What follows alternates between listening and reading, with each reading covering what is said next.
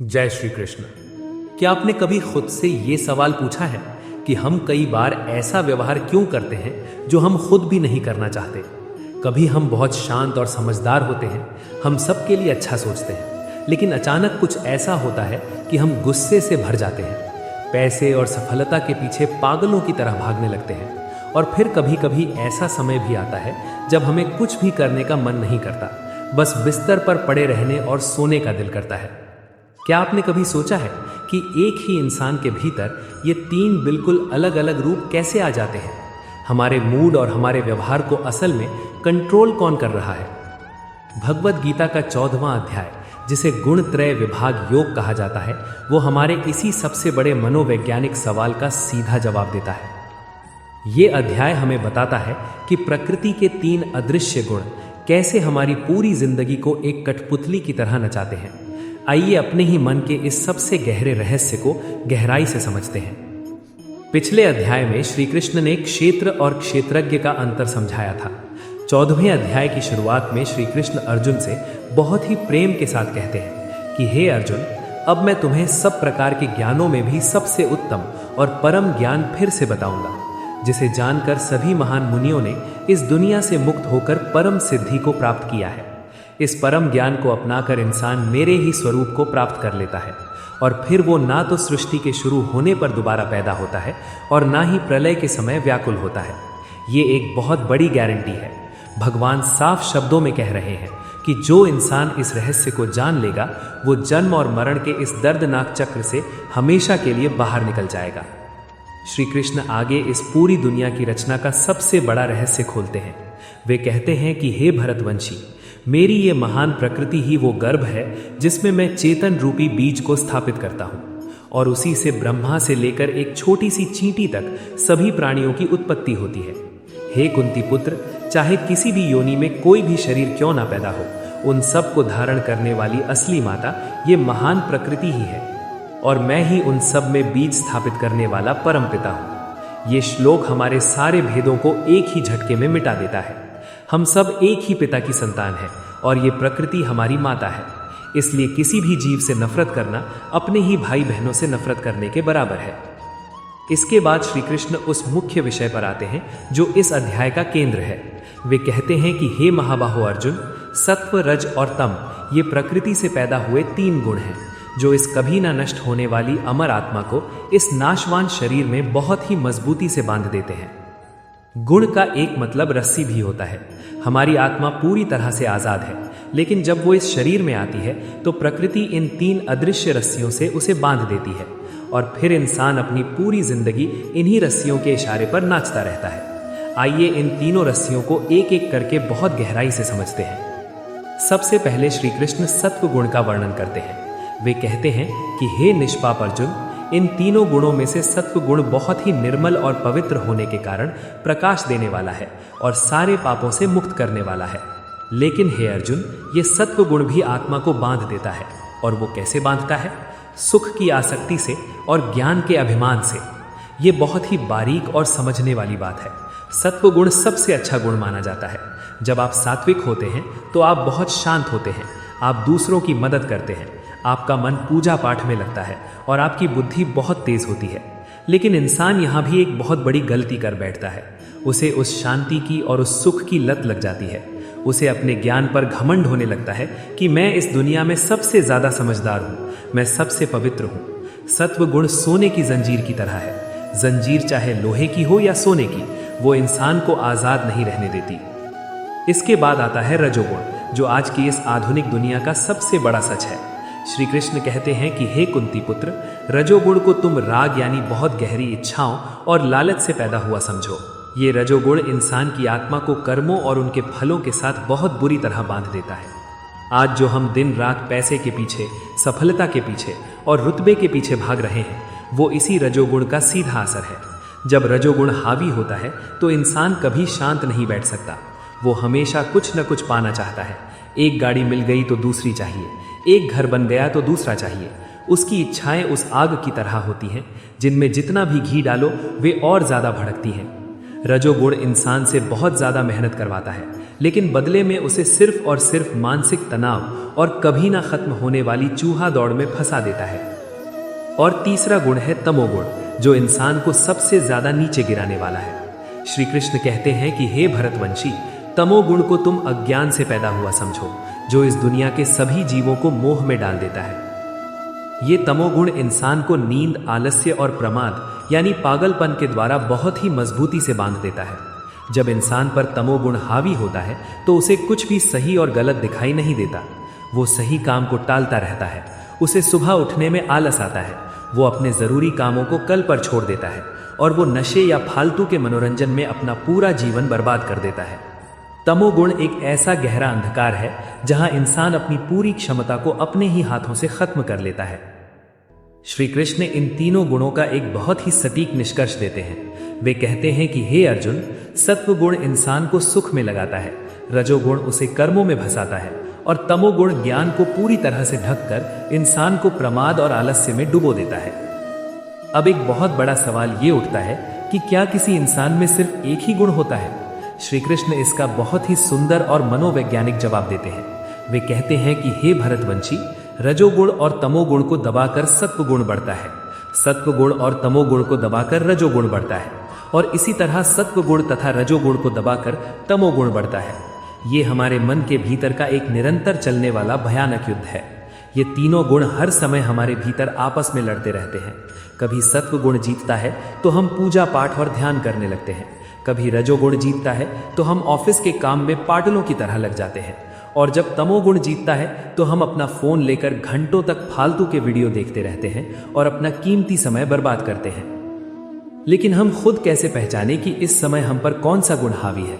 श्री कृष्ण इसकी बहुत ही स्पष्ट पहचान बताते हैं। वे कहते हैं कि हे भरतवंशी, जब इस शरीर के सभी दरवाजों में यानी आंखों में, कानों में और बुद्धि में ज्ञान का प्रकाश और पूरी चेतना पैदा हो जाए, तब तुम्हें ये समझ लेना चाहिए कि इस समय सत्वगुण बहुत बढ़ गया है। जब सत्वगुण बढ़ता है तो आपको हर चीज बहुत साफ दिखाई देती है, आपका मन शांत होता है और आप जीवन के बहुत सही और स्पष्ट फैसले लेते हैं।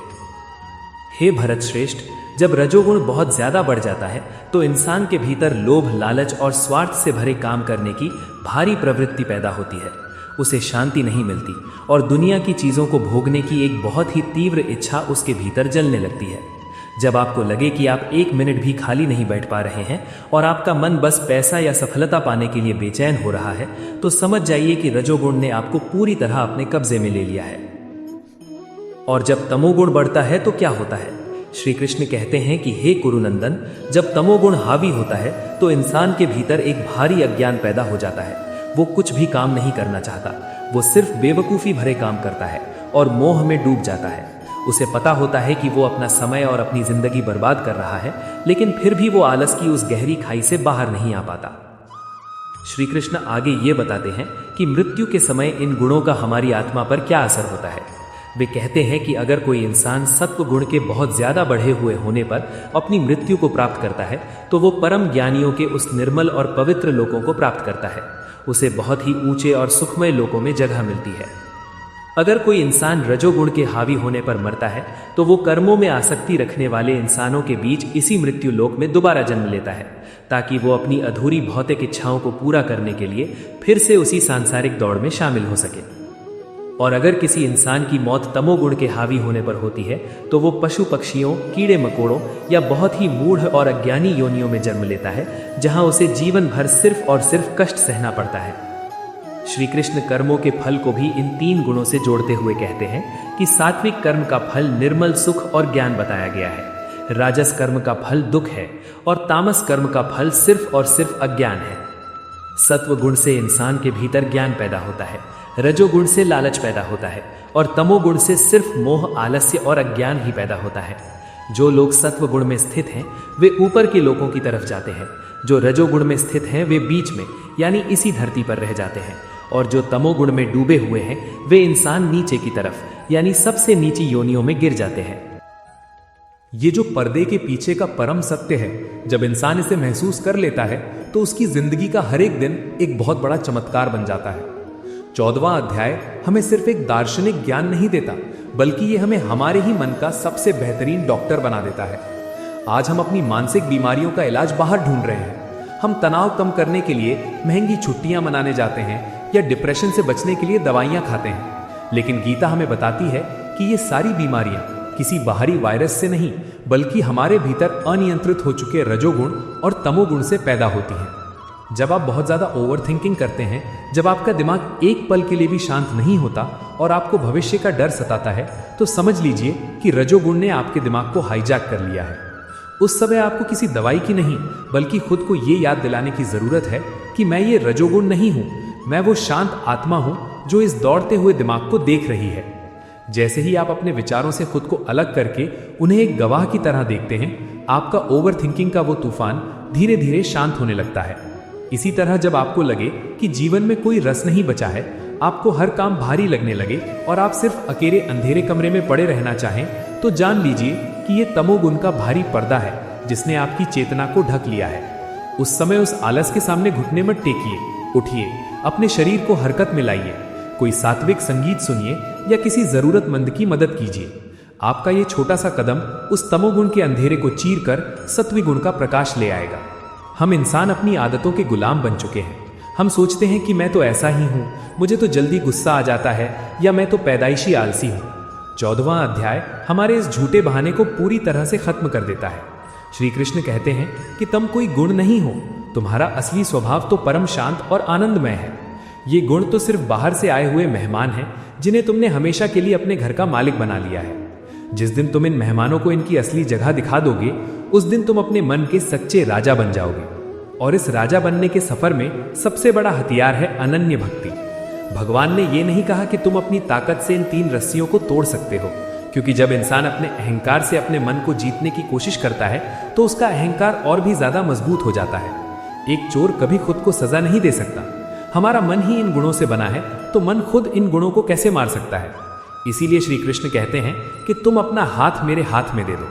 जब तुम पूरी श्रद्धा और प्रेम के साथ मेरी भक्ति में डूब जाते हो, तो मेरी कृपा एक ऐसी आग बन जाती है जो इन तीनों गुणों की रस्सियों को एक ही पल में जलाकर राख कर देती है। अनन्य भक्ति का मतलब है अपने हर कर्म को ईश्वर की पूजा मान लेना।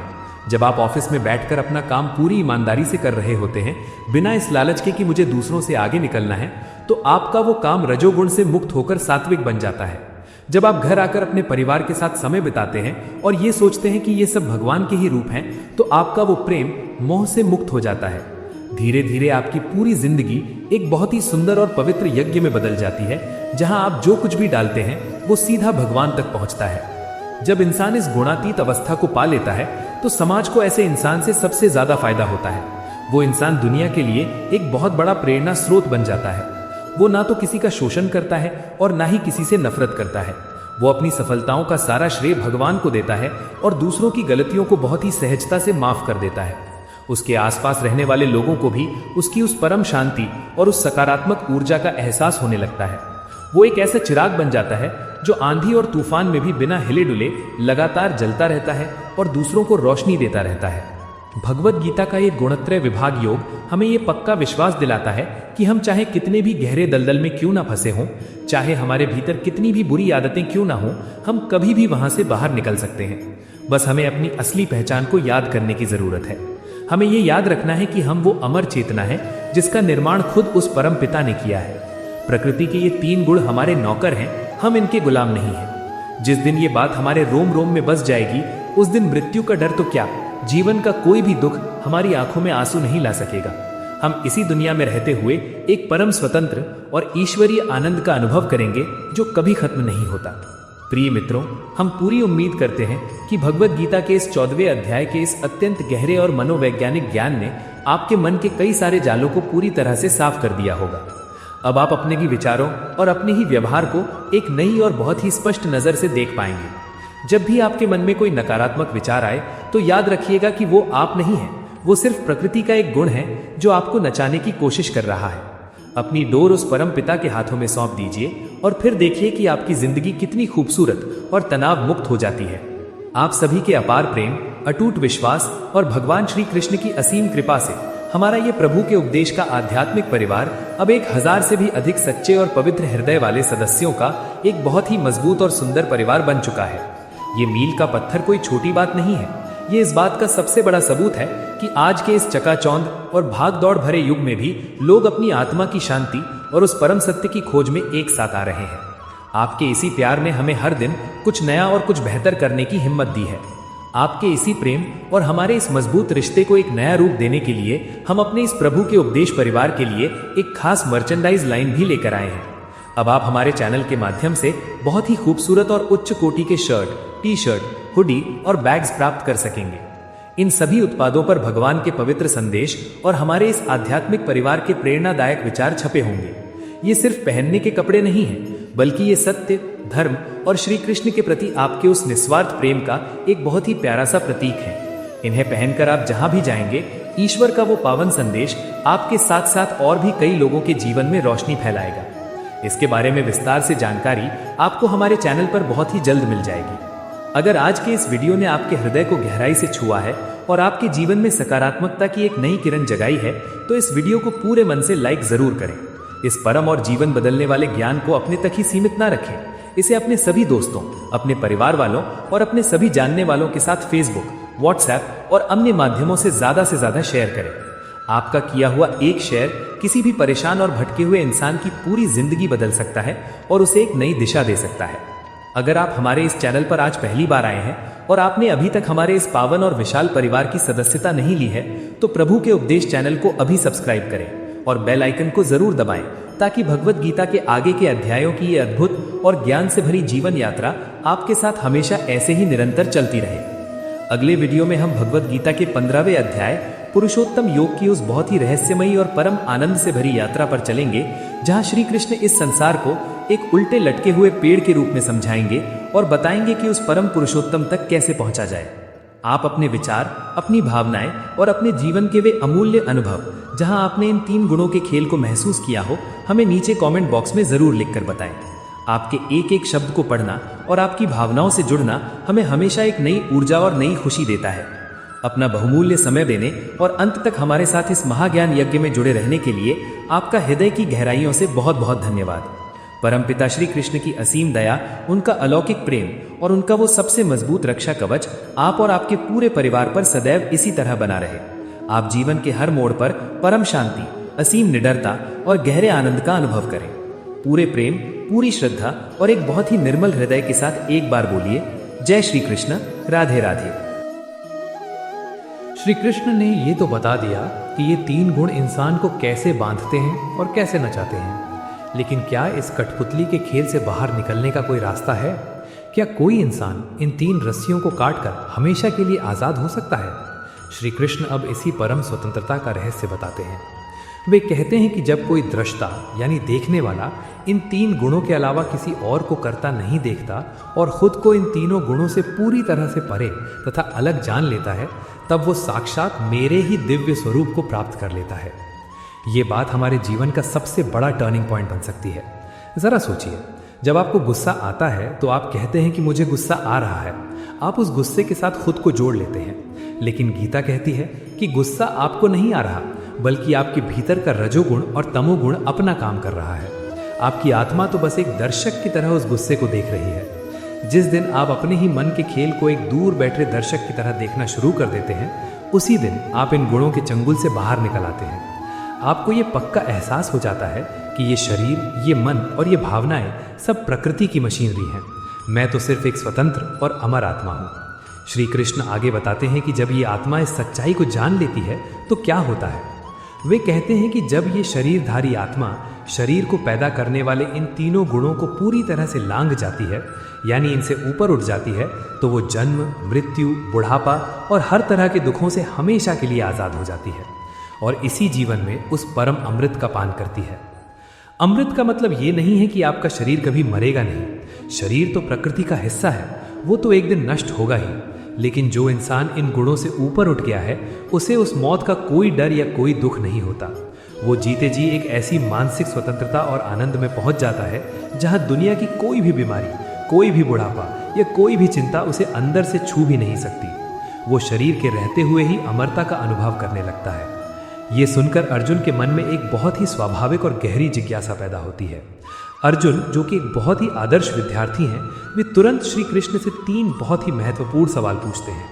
अर्जुन कहते हैं कि हे प्रभु, इन तीनों गुणों से ऊपर उठ चुका इंसान किन लक्षणों से पहचाना जाता है, उसका आचरण कैसा होता है, यानी वो दुनिया में कैसे व्यवहार करता है, और हे प्रभु, इंसान किस उपाय से इन तीनों गुणों को लांघकर उस परम अवस्था तक पहुंचता है।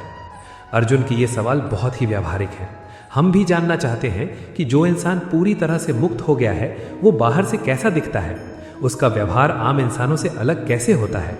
श्री कृष्ण अर्जुन के इन सवालों का बहुत ही सुंदर और मनोवैज्ञानिक जवाब देते हैं। वे गुणातीत यानी गुणों से ऊपर उठ चुके इंसान के लक्षण बताते हुए कहते हैं कि हे पांडव, जो इंसान सत्व गुण के प्रकाश, रजोगुण की प्रवृत्ति और तमोगुण के मोह के पैदा होने पर उनसे नफरत नहीं करता और जब वे गुण शांत हो जाते हैं तो उनके वापस आने की कोई इच्छा नहीं करता, वो इंसान गुणातीत है। इसे अपनी रोजमर्रा की जिंदगी से समझें। जब आप बहुत खुश होते हैं तो आप चाहते हैं कि ये खुशी हमेशा रहे। जब आप बेचैन होते हैं या लालच से भर जाते हैं तो आप खुद से नफरत करते हैं और उस बेचैनी से भागना चाहते हैं। लेकिन गुणातीत इंसान ऐसा नहीं करता। वो जानता है कि मौसम की तरह ये गुण भी आएंगे और जाएंगे। जब खुशी आती है तो वो उसका स्वागत करता है, लेकिन उससे चिपकता नहीं है। और जब मन में बेचैनी या आलस आता है तो वो खुद को कोसता नहीं है, बल्कि चुपचाप उसे भी एक दर्शक की तरह देखता रहता है। वो अपने ही मन के मौसम से कोई छेड़छाड़ नहीं करता। श्री कृष्ण आगे कहते हैं कि जो इंसान एक उदासीन गवाह की तरह स्थित रहता है, जिसे ये तीनों गुण कभी विचलित नहीं कर पाते, जो ये जानकर कि सिर्फ गुण ही अपने अपने कामों में लगे हुए हैं, हमेशा स्थिर रहता है और अपनी स्थिति से कभी नहीं डिगता, वो गुणातीत है। ऐसा इंसान दुनिया में कैसे रहता है ये बताते हुए श्री कृष्ण कहते हैं कि जो इंसान हमेशा अपने आप में यानी अपनी आत्मा में स्थित रहता है, जिसके लिए सुख और दुख दोनों बिल्कुल एक समान हैं, जो मिट्टी के ढेले, पत्थर और सोने को एक ही नज़र से देखता है, जिसके लिए कोई भी प्यारी या अनचाही चीज़ बराबर है, जो हमेशा धीर और शांत है और जो अपनी निंदा और अपनी स्तुति में हमेशा एक समान है, वही इंसान तीनों गुणों से पार जा चुका है। आज हम सोने के पीछे भागते हैं और मिट्टी को लात मारते हैं। हम तारीफ सुनकर फूल जाते हैं और बुराई सुनकर डिप्रेशन में चले जाते हैं। लेकिन जो मुक्त हो गया है उसे पता है कि सोना और मिट्टी दोनों ही प्रकृति के तत्व हैं। आत्मा के लिए दोनों की कोई कीमत नहीं है। कोई उसे गालियां दे या उसे भगवान बना दे, उसका मन कभी अपनी उस परम शांति के केंद्र से नहीं हिलता। भगवान उस महान इंसान के आचरण को और स्पष्ट करते हुए कहते हैं कि जो मान और अपमान में एक समान रहता है, जो मित्र और शत्रु दोनों के पक्षों में समान भाव रखता है और जिसने अपने अहंकार से पैदा होने वाले सारे नए भौतिक कामों का आरंभ करना पूरी तरह से छोड़ दिया है, उस इंसान को गुणातीत कहा जाता है। इसका मतलब ये नहीं है कि वो इंसान कोई काम नहीं करता। वो काम तो पूरी मेहनत से करता है, लेकिन वो काम अपने किसी स्वार्थ के लिए नहीं, बल्कि दुनिया की भलाई के लिए या ईश्वर की सेवा के लिए करता है। उसके काम में मेरा फायदा क्या है, ये भावना पूरी तरह से मर चुकी होती है। अब भगवान अर्जुन के उस तीसरे और सबसे महत्वपूर्ण सवाल का जवाब देते हैं कि इंसान इन तीन रस्सियों को काटकर इस गुणातीत अवस्था तक आखिर पहुंच कैसे सकता है। क्या इसके लिए कोई बहुत बड़ी तपस्या करनी होगी? श्री कृष्ण इसका जो जवाब देते हैं वो बहुत ही सरल और प्रेम से भरा हुआ है। वे कहते हैं कि जो इंसान बिना किसी मिलावट के और बिना किसी दूसरे विचार के अनन्य भक्ति योग के द्वारा मेरी निरंतर उपासना करता है, मेरी सेवा करता है, वो इंसान इन तीनों गुणों को बहुत ही आसानी से पार कर जाता है और वो परम ब्रह्म को प्राप्त करने के योग्य बन जाता है। यहाँ भगवान ने ज्ञान या कर्म की बात नहीं की, बल्कि उन्होंने अनन्य भक्ति की बात की है। अनन्य भक्ति का मतलब है एक ऐसा गहरा प्रेम जहाँ भगवान के अलावा और कोई दूसरी चीज मन में ना हो। जैसे जब एक छोटा बच्चा अपनी माँ की उंगली पकड़ लेता है तो उसे किसी बात का डर नहीं रहता। उसे पता होता है कि माँ उसे हर मुसीबत से बचा लेगी। बिल्कुल वैसे ही जब इंसान पूरे समर्पण के साथ भगवान का हाथ पकड़ लेता है तो भगवान खुद उसे इन तीनों गुणों के दलदल से बाहर खींच लेते हैं। इंसान अपनी ताकत से प्रकृति की इन रस्सियों को नहीं तोड़ सकता, क्योंकि प्रकृति भगवान की ही शक्ति है। लेकिन जब वो भगवान की शरण में चला जाता है तो प्रकृति खुद ब खुद उसके लिए अपना रास्ता छोड़ देती है। अध्याय के बिल्कुल अंत में श्री कृष्ण एक ऐसा परम सत्य बोलते हैं जो उनकी असीम महानता और उनके परम स्वरूप को स्पष्ट करता है। वे कहते हैं कि हे अर्जुन, उस अमर और कभी ना नष्ट होने वाले पर ब्रह्म का, सनातन धर्म का और कभी ना खत्म होने वाले परम आनंद का एकमात्र आश्रय और आधार मैं ही हूँ। ये श्लोक बहुत ही शक्तिशाली है। लोग अक्सर उस निराकार ब्रह्म की तलाश में भटकते हैं, उस परम आनंद को पाना चाहते हैं, लेकिन श्री कृष्ण यहाँ घोषणा कर रहे हैं कि वो परम ब्रह्म, वो अमरता और वो परम आनंद कहीं और नहीं बल्कि साक्षात मेरे ही भीतर निवास करता है। मैं ही उस सबका मूल आधार हूँ। अगर तुम मेरे इस साकार और सगुण रूप की निस्वार्थ भक्ति करते हो तो तुम्हें वो सब कुछ अपने आप ही मिल जाएगा जिसके लिए बड़े बड़े ऋषि मुनि जन्मों जन्मों तक तपस्या करते हैं।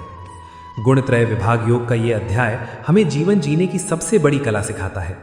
आज हम अपनी जिंदगी में हर रोज इस युद्ध को लड़ते हैं। सुबह उठते हैं तो तमोगुण कहता है थोड़ी देर और सो लो, फिर रजोगुण हावी होता है और कहता है जल्दी उठो, पैसा कमाना है वरना दुनिया से पीछे रह जाओगे। और कभी कभी शांत मौसम देखकर सत्वगुण कहता है कि चलो थोड़ी देर भगवान का नाम ले लें। हमारा पूरा दिन इन्हीं 3 आवाज़ों के बीच पिसता रहता है। गीता हमें सिखाती है कि हमें इन आवाज़ों से लड़ना नहीं है और ना ही इनके सामने घुटने टेकने हैं। हमें बस एक शांत दर्शक बनना है। जब गुस्सा आए तो खुद से कहिए कि ये रजोगुण है जो मुझे नचाने की कोशिश कर रहा है, मैं ये नहीं हूँ। जब आलस आए तो जानिए कि ये तमोगुण है। धीरे धीरे आप सत्वगुण का सहारा लेकर रजो और तमोगुण को दबाएं। अपने भोजन, अपने विचारों और अपनी संगति को सात्विक बनाएं। और अंत में जब आप पूरी तरह से सात्विक हो जाएं तो उस सत्वगुण के अहंकार को भी ईश्वर के चरणों में समर्पित कर दें। यही वो परम यात्रा है जो एक साधारण इंसान को महापुरुष बना देती है। जब आप गुणातीत हो जाते हैं तो दुनिया का कोई भी शोर आपकी भीतरी शांति को भंग नहीं कर सकता। आप इस दुनिया के नाटक मंच पर अपना किरदार तो पूरी शिद्दत से निभाते हैं, लेकिन आप कभी ये नहीं भूलते कि असली सत्य तो वो कृष्ण है जो पर्दे के पीछे से इस पूरे ब्रह्मांड को चला रहा है।